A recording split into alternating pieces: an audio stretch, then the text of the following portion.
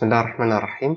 إن شاء الله موضوع جديد في حساب أحمال الرياح. هنحسب النهاردة إن شاء الله أحمال الرياح على منشأ جديد. يا ترى إيه هو؟ إن شاء الله هو القباب اللي هي الدومز، والقرش اللي هو إيه، الشكل اللي هو اللي بيقولوا عليها العقد، اللي هو بالنسبة لنا مثلا أنا دلوقتي دي بتبقى كومن في إيه؟ كومن مثلا في المساجد، في القصور، في أحيانا في الجامعات، اللي هو يعني مثلا إيه، عامل قرش أو عامل بتدي شكل جمالي أو القبة. تمام.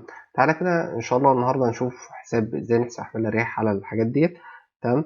لأن هي مش كومن، بس بتبقى كومن في الحاجات الاستراكشرز زي ما بقول لك كده، بتدي شكل جمالي. فازاي هل حساب أحمال الرياح فيها بيختلف عن بقية الحاجات التانية ولا إيه الجديد فيها؟ مراجعة سريعة كده عشان برضو إيه إحنا ماشيين على نفس البيز. جاست بس إن إحنا بنبدأ من البيز وفي الآخر بنقول إيه الاختلاف. طبعا إحنا هنا اتكلمنا قبل كده في كل المحاضرات اللي فاتت إن إحنا كل اللي إحنا بنعمله إن إحنا بنعمل الإكسترنال ويند إيه بريشر ده. الهدف إن إحنا إيه نحسبه باختلاف المباني أو اختلاف المنشآت. اتكلمنا على المباني بأشكالها. تمام. واحنا دلوقتي بناخد الاشكال المختلفه للمنشآت. تمام. بحيث ان احنا ايه نكفر اغلبيه الابلكيشنز اللي بتيجي تقابلنا كمهندسين. طيب احنا اتكلمنا قبل كده على حساب احمال الرياح. هي ثابته في كله. مثلا قلنا بيبقى عندنا الاكسترنال ويند بريشر ده اللي احنا عايزين نحسبه، بيبقى فيه مضروب فهما 3 فاكتورز. تمام. هو في الاساس لو احنا بنتكلم عن الويند بريشر هو الكيو، ولكن في شويه كورليشنز اللي هي قلنا الكي والسي اي. تمام. واتكلمنا عنهم بالتفاصيل في المحاضرات اللي فاتت. قلنا ديت الكيو ديت المين ويند سبيد بريشر، ده اللي هو اللي جاي من نتيجه معادله برنولي. طيب والكي ده اللي احنا قلنا عليه ان احنا مثلا كل ما الارتفاع بيزيد كل ما البريشر بتاع الويند ايه بيزيد، بيبقى بادئ من الصفر وبعد كده بيزيد مع الارتفاع. فده بياخد الادجستمنت فاكتور بتاع الايه زيادة الويند بريشر مع الارتفاع. السي بقى هو ده الفاكتور اللي بيخلي لنا حساب أحمال الرياح بتختلف من منشأ لمنشأ ومبنى لمبنى. تمام. ده هو سبب إن إحنا عمالين بنقول في محاضرات كتيرة إيه اختلافاتها مع المباني، الأشكال، الشكل الهندسي. هل ساعة مثلا لما يكون مبنى في الويند وورد واللي وورد والسقف بيختلف؟ هل في الشكل الدوراني بيختلف؟ هل في الدومز بتختلف؟ هل في الساينز والبولا والبيلبورد بتختلف؟ تمام. كل ده اللعب مثلا في القصة دي على الفاكتور بتاع السي اي. تمام. وبالتالي لما احنا بنضرب 3 فاكتورز دول في بعض بيدينا الايه الويند بريشر. وسي ليه اهميه تانية ان انت بيقول لك ازاي تعمل الابلاي او الاساينمنت لللودز ده. تمام. على المنشأ او المبنى. تمام. يعني ده بيديك الدايركشن، يعني ده في الاخر بيديك الدايركشن بتاعك ان انت ازاي بتاع، يعني انت مثلا هو بريشر بس البريشر ده ليه دايركشن. يعني هل هو داخل بيدي بريشر على المنشأ ولا بيدي سكشن؟ تمام. ده الفاكتور ده هو اللي بيحدد لك الفاكتور بتاع السي اي. وبالتالي كل الكونسبت او واحد او البيز واحده، لكن اختلاف المحاضرات دي باختلاف ان احنا ازاي نحسب بقى الفاكتور بتاع السي اي ده. يعني ده الهدف منه ان انت ازاي تعمل الاساينمنت بتاع الويند بريشر اللي انت حسبته ده على المنشأ. طبعا ده برضو نفس الكلام ان احنا بنتكلم على المين ويند بريشر اللي هي الكيو اللي اتكلمنا عليها قبل كده. قلنا هي متكونه من شويه فاكتورز. ده الجزء الاولاني نص رو في سكوير، ده دي معادله برنولي. التو فاكتورز التانيين السي تي والسي اس ده احنا في اغلبيه الابلكيشن بتاعتهم ايه بواحد، الا سبيشال كيسز دي بتختلف. وطبعا ممكن ترجع للمحاضرات الاولانيه خالص هتلاقينا شرحناهم بالتفصيل لو عندك السبيشال كيسز دي، اوريدي غطيناهم في المحاضرات الاولانيه. قلنا الجزء ده كله معتمد على اللوكيشن. يعني انت في الاخر الدي سكوير دي على حسب اللوكيشن بتاعتك في جدول في الكود المصري. تمام. الجدول ده بيقول لك انت اللوكيشن مدينه كذا سرعه الرياح هتاخدها بكذا. تمام. فده ما فيهوش حسابات. يعني انت في الاخر هتخش الجدول تاخد تجيب القيمه تضربها في كثافه الهواء اللي هي رقم ثابت، يبقى انت جبت الايه جبت الرقم ده. زي ما قلت بتضربه في الكي. تمام. في جدول برضو للكي. هيتبقى الفاكتور بتاع مين السي اي اللي احنا بنتكلم عليه زي ان ايه نحسب. طيب تعالى بقى نشوف الكود المصري بيتكلم ازاي على الفاكتور بتاع السي اي في الحسابات بتاعه الدومز والارشز. طيب هنا الكود بيسميها ايه الاسطح ذات العقود واسطح القباب. يعني الدوم هي القبة، تمام، زي مثلا قبة جامعة القاهرة. تمام. في أرشات مثلا الأرشات الروماني، الحاجات اللي هي ديت بتبقى إيه، وطبعا بتدي أشكال جميلة. تمام. في بعض المزارات السياحية، بعض الحاجات المباني التاريخية، الحاجات دي كلها ممكن تعمل إيه أرش. طيب الفكرة بقى، أنا دلوقتي زمان لما أنا كان عندي مثلا شكل مثلا بالمنظر ده، تمام، الشكل ده كان شكل خلاص أنا عارف بحط الويند مثلا هنا، في سكشن هنا، تمام، في سكشن في هنا. طيب الشكل بقى ده يعني فيه أضلاع شارب إيدجز، خلاص أنا عارف. لكن أنا الشكل بقى ده هعمل فيه إيه؟ فين السطح؟ ده السؤال بقى. طيب القبة ده أو القرش ده هل بتختلف لو هي على الأرض؟ يعني مثلا زي مثلا إيه القبة السماوية مثلا اللي هي بتاعت اللي موجودة في اسكندرية، المبنى كله عبارة عن نجوم، ولا يعني مثلا تكون مثلا ده المبنى، تمام، وزي قبة جامعة القاهرة، يعني مثلا عندنا اتنين منشأ، تمام، ده القبة السماوية بتاعت اسكندرية، ودي قبة جامعة إيه القاهرة. هل الويند هنا مختلف في الحالتين ولا لأ؟ ده سؤال محتاجين نجاوب عليه. يبقى احنا عندنا سؤالين، السؤال الاول ازاي نحسب بقى الفاكتور بتاع السي، السؤال الثاني والله هل القبه ديت اللوكيشن بتاعها او الارتفاع بيفرق ولا ما بيفرقش. تمام. طيب ده بغض النظر عن الفاكتور بتاع الكي، طبعا احنا بنتكلم على الكي، يعني ممكن تبقى مثلا انت دلوقتي عندك مبنيين، تمام، ممكن تبقى القبه دي عامله كده، يعني هي القبه دي كده، تمام، من نفس الارتفاع بتاع المبنى، تمام، من نفس الارتفاع بتاع ايه المبنى، ممكن تبقى قبه كبيره. لكن احنا سؤالنا التاني اللي هي هل دلوقتي لو هي فوق مبنى ولا هي من الجراوند، ده الفاكتور بتاع سي ده بيتأثر ولا لا. طيب تعالى نقرا نشوف الكود هو بيقول ايه، ونحاول نفسره كده ونفهم مع بعض.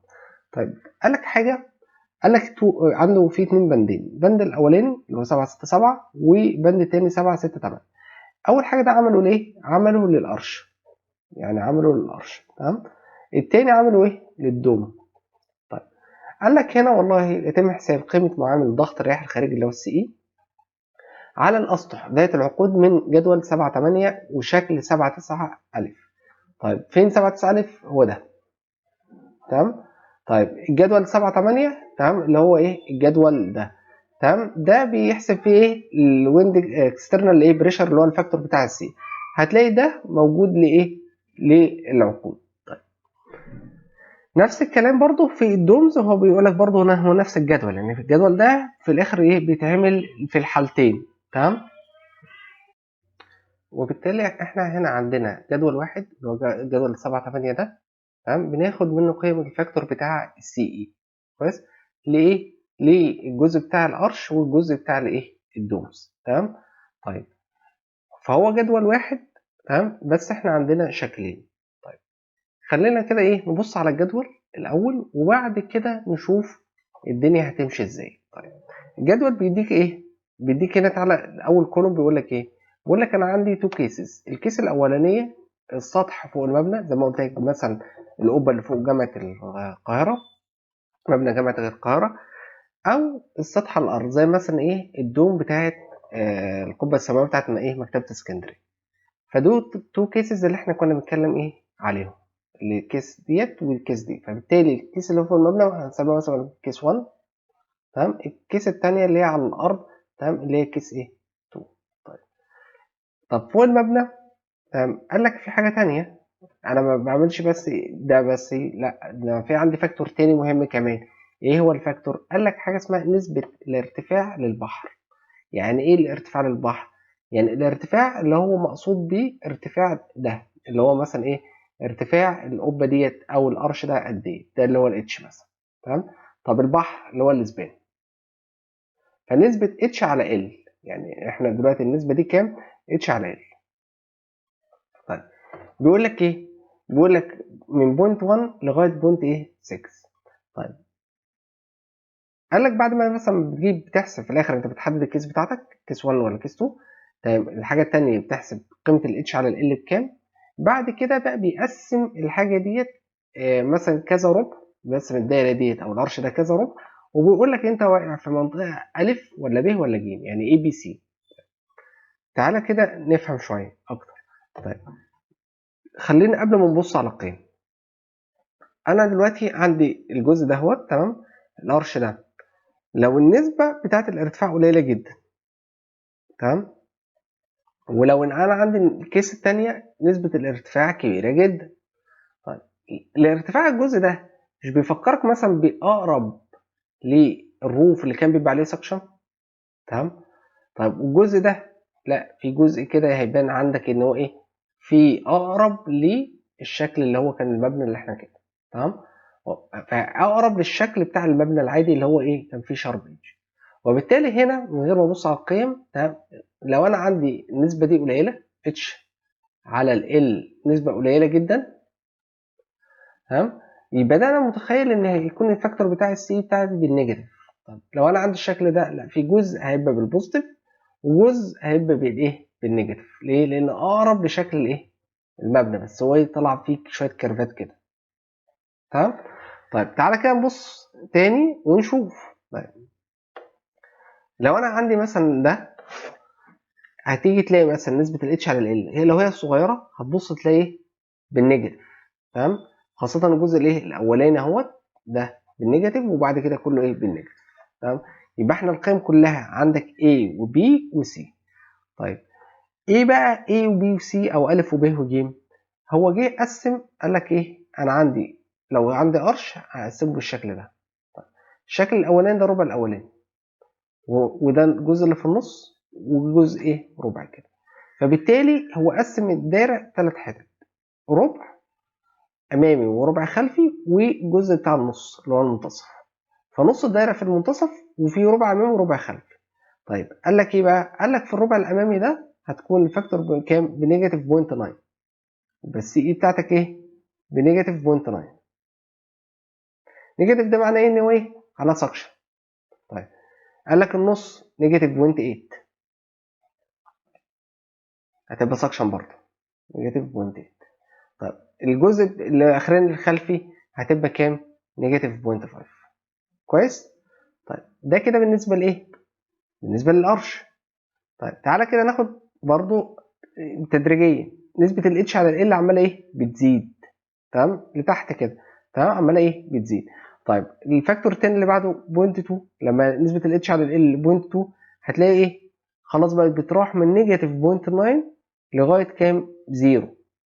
طيب وبعد كده ابتدت ايه، تزيد هنا في الجزء اللي في النص، وبعد كده ايه، الجزء الربع الخلفي ثابت، تمام، لان هو زي اللي احنا كنا خدناه قبل كده، المبنى الجزء ده، تمام، كان سكشن على طول، السي بتاعتك كام، نيجاتيف 0.5. كويس. فالجزء ده ثابت، يعني فالجزء ده انت هتريح نفسك فيه. اول ما تحدد اللي هو الربع الخلفي بتاعتك اللي هو المنطقه جيب، هتاخد الفاكتور بتاع السي بتاعتك كام، نيجاتيف 0.5، وده ثابت في الكون.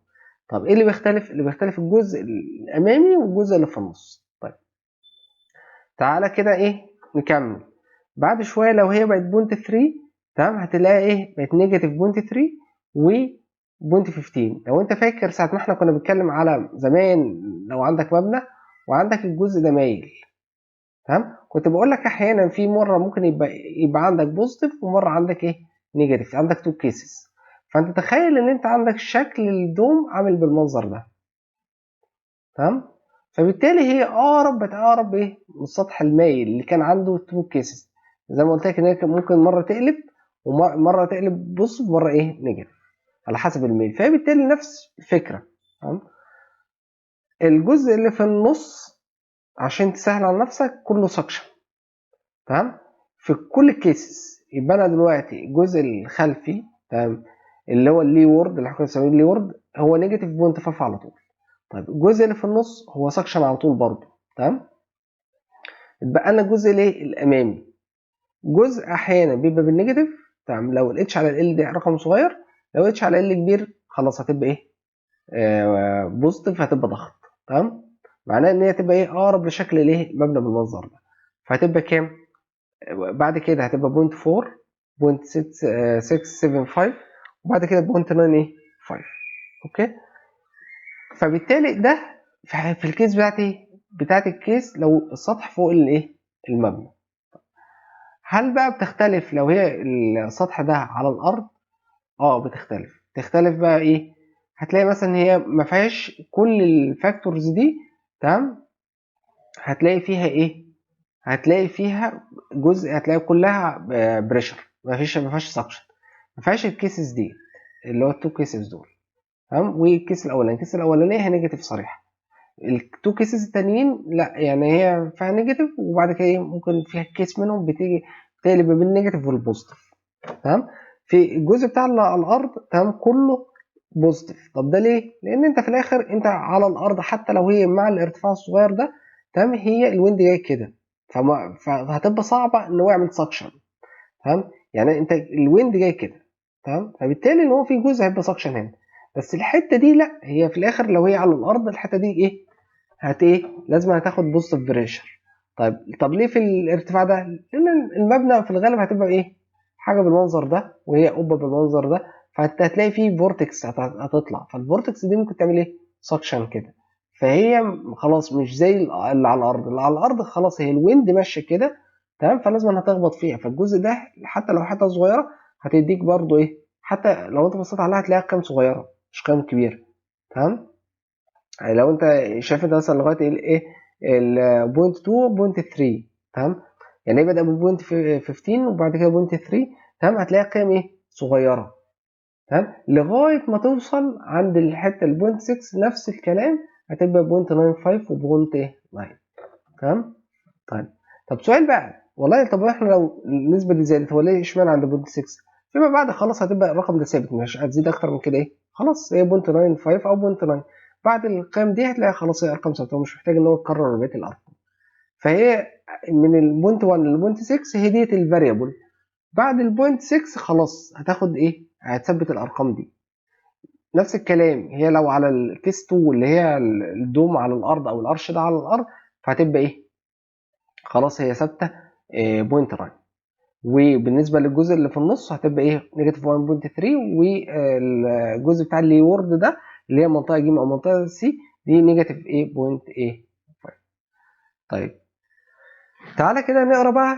ده كده بالنسبه لايه، اسهل حاجه اللي هو الجزء بتاع القرش.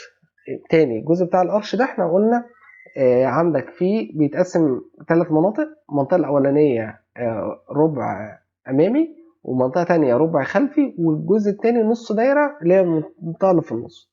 قلنا الربع الخلفي السي بتاعته نيجاتيف 0.5. الجزء اللي في النص تمام سكشن على طول بغض النظر عن القيم. طيب الربع الامامي لا، في جزء لو هي على الارض هتبقى في جزء على طول بوزيتيف. تمام. لو هو على الارض هتلاقي كل القيم دي بوزيتيف. لو هو فوق سطح المبنى في اول كام مثلا نسبه اتش على ال دول في القيم الصغيره، ممكن هتبقى فيه نيجاتيف اللي هي سكشن، او ممكن تبقى فيه سكشن وبوزيتيف او بريشر. ممكن يبقى عنده تو كيسز. فبالتالي ده كده بالنسبه للجزء بتاع الايه القرش. طيب وده يعتبر 2 دي. فيعني الجزء بتاع القرش ده سهل ليه؟ لانه جزء 2 دي خلاص انت عرفت القيمه ايه، تعمل اساينمنت على طول. طب بالنسبه بقى للجزء بتاع الدوم هنعمل فيه ايه؟ الجزء بتاع الدوم انت في الاخر الويند جاي كده تمام، وخلاص بيعمل ايه، دايفيرت حوالين الدوم من هنا، وبيعمل على سكشن وفورتكس في من هنا ومن هنا. طب في الجزء بتاع الدوم تعالى نقرا شوف الكود بيقول ايه. في الجزء بتاع الدوم اللي هو بند كام 7 6 8، في اسطح القباب يتم حساب قيمه معامل ضغط الخارجي سي اي على سطح القباب باستخدام جدول 7 8 اللي احنا شرحناه ده.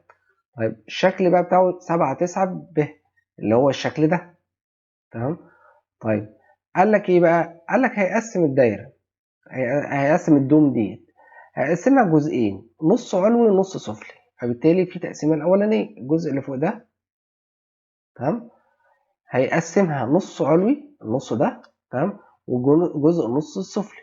طيب النص العلوي ده هيديله منطقه ب زي الجزء الاولاني اللي هو النص ده كان مديله منطقه ب. تمام كلام جميل مفيش مشكله. طيب قال لك ايه بقى، قال لك طيب والارباع الجانبيه بالنص السفلي من سطح القبه تناظر قيم الضغط الرياحي بالمنتصف الابي. طيب بالنسبه له اللي هو ايه، انا دلوقتي عند الدايره بالمنظر ده. طب الدايره ديت انا لو جيت عملتها قسمتها كده. تمام. وقسمتها كده. تمام. ده الجزء اللي في النص ده قلنا منطقه ب. تمام اللي هو النص العلوي، وده النص السفلي. طب النص السفلي ده في الاخر لو الويند جاي كده. تمام. الجزء ده متوقع ايه؟ ده منطقة ألف، زي الشكل ده منطقة ألف ربع أمامي. طيب الجزء اللي ورا ده أنا متخيل إن هو إيه؟ منطقة ج، اللي هو ربع خلفي، اللي هي منطقة ج، اللي هو ده وده. ماشي؟ هيتبقى لي شوية دول، اللي هو نص الدايرة دي ونص الدايرة دي، الجزء ده والجزء ده منطقة إيه؟ منطقة ب ومنطقة ب. تمام كده؟ كل اللي أنت هتعمله إيه بقى؟ خلاص أنت لو فهمت دي، خلاص يبقى أنت بتجيب القيم بتاعت الجدول زي اللي إحنا شرحناها في الجزء بتاع القرش. تمام؟ فبالتالي زي اللي احنا شرحناه في الجزء بتاع القرش، خلاص يبقى انت محتاج هتحسب قيمه الاتش على ال زي ما حسبناها في قيمه القرش.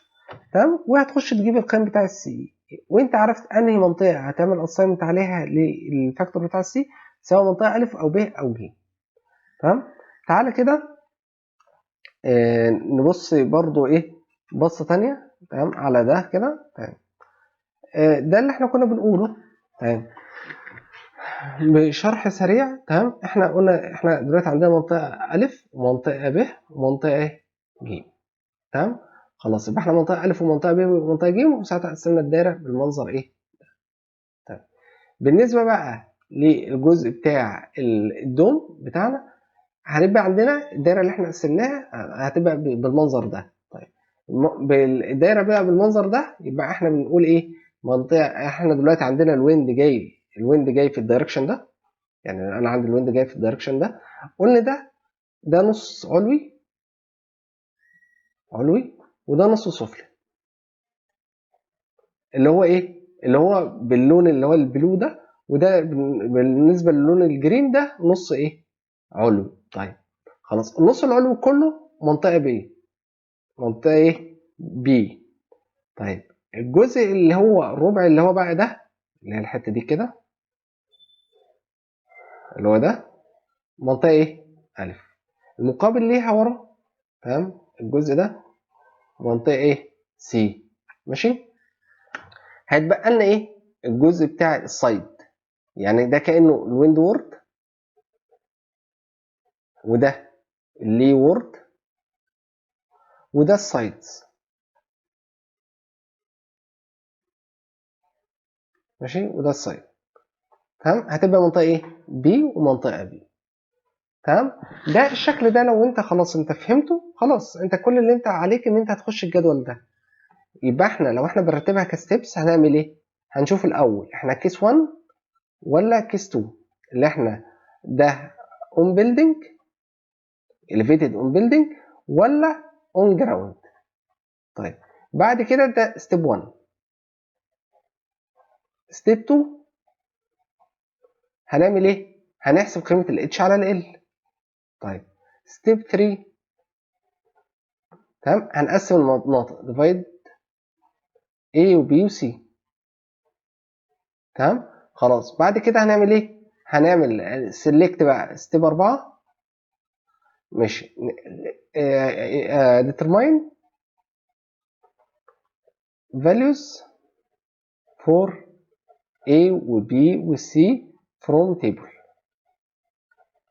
تمام، هنحسب قيم الاي والبي والسي بتاعتنا منين؟ من الجدول. وزي ما قلت لك لو انت ازيد من القيم دي خلاص يبقى هي دي اعلى قيم. كويس. طيب ستيب 4 ستيب 5 ايه؟ assign السي اي فاكتور for each area. تمام، فانا قلت لك كده ده الجزء بالنسبه للقرش، وده بالنسبه لايه؟ للدوم. طبعا بالنسبه للجزء بتاع القرش ده اسهل بكتير، يعني في جزء زي ما قلت لك هو ربع امامي ونص في المنتصف والربع ايه الخلفي، لان هو ايه؟ هو عباره عن 2 دي. تمام، هنا بقى في الشكل ايه 3 دي. تمام، فهو هيطبق عليه نفس الكلام، يعني الجزء اللي هو في النص ده النص العلوي ده منتصف، وفي نفس الوقت في الجنبين هيطبق عليهم اللي هي بي، وهيبقى عندك ربع امامي وربع خلفي. ده ان انت هتعمل ايه اساينمنت عليه. لو انت خلاص انت مشيت على نفس الشكل ده بنفس كل حاجه، تمام، يبقى انت كده خلاص انت خلصت كده الجزء بتاع الايه. كده خلصنا الجزء بتاعنا بتاع ازاي نحسب الفاكتورز ديت على الدومز او الارشز، وده نفس الشكل اللي احنا شرحناه هناك. تمام، طبعا احنا الموضوع ده يعني منتشر طبعا في زي ما قلت لك في الاماكن التاريخيه. تمام. منتشر في المساجد الكبيرة، منتشر في الجامعات، الكلام ده كله ممكن تقابله في حاجات كتيرة. تمام. فهو الموضوع مهم يعني، وان شاء الله الموضوع سهل وبسيط. ان شاء الله المرة الجاية نحسب بقى ايه سولفد اكزامبل عليه ان شاء الله، وان بحيث ان احنا بقى ايه غطينا الموضوع ده. هو زي ما بقول لك كده، هو الفكرة كلها ازاي نحسب الفاكتور بتاع السي اي، وهنعمل له اساينمنت ازاي. تمام. لكن حسبة الويند هي ثابتة. تمام. اشوفكم كل سنه وانتم طيبين ان شاء الله، واشوفكم على خير ان شاء الله. ولو حد عنده اي استفسار بخصوص اي حاجه، ممكن تواصل معايا دايركت على الواتساب او على التليجرام. شكرا.